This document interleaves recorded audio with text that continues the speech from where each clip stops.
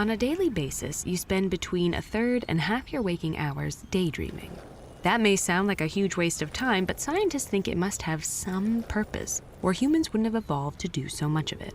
So to figure out what's going on here, let's take a closer look at the mind wanderer in chief, the bored teenager. Wouldn't it be cool to discover something, anything, like even this plant? Just to be one of those explorers who sails around drawing stuff for years on end and everyone thinks they're a genius? But does anyone even do that anymore? Is there anything left to discover? And would I be tough enough to deal with the dysentery or scurvy or piranhas or whatever? I barely have the endurance to make it through track practice. But I will. Any day now, I'll have the discipline to show up before sunrise and practice. I'll win all my races. Winning will become so easy I'll pick up other events just for fun. And once I'm in the Olympics, they'll have no choice but to crown me team captain, which I will graciously accept. And will I be nasty to the teammate who yelled at me? No. I'll just calmly say, hope you're in a better mood. Okay. Yours and other people's daydreams might sound or feel something like that. Let's see what was going on. To see what parts of the brain are active when you're doing a task or thinking or daydreaming, scientists use brain imaging techniques that show increased blood flow and energy expenditure in those areas. These brain areas are active, working together, and communicating with each other.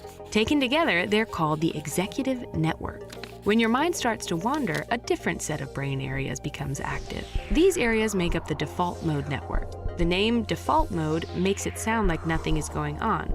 And in fact, for many years, scientists associated this pattern of activity with rest. But a closer look reveals that these are the brain areas involved when we revisit a memory, when we think about our plans and hopes, and yes, when our minds are wandering off on a wild daydream.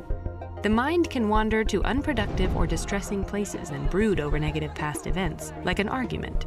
It can also wander to neutral everyday matters, like planning out the rest of one's afternoon. But where mind wandering really gets interesting is when it crosses into the realm of free-moving associated thought that you aren't consciously directing.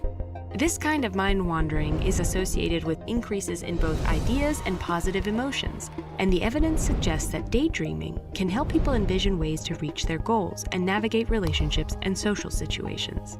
Scientists think there may be two essential parts to this process: a generative phase of free-flowing ideas and spontaneous thoughts, courtesy of the default mode network, followed by a process of selecting, developing, and pursuing the best ideas from that generative burst, driven by logical thinking thanks to the executive network. A host of imaging studies suggest that these two networks working in sync is a crucial condition for creative thinking. Taken together, the evidence clearly suggests the logical realm of the executive network and the imaginative realm of the default mode network are closely related. And as you can see, the executive network is still playing a role when the default mode network is doing its thing during daydreaming. In teenagers, the prefrontal cortex and other areas involved in executive function are still developing. But teens are perfectly capable of thinking through their problems and goals, especially when given space to do so on their own.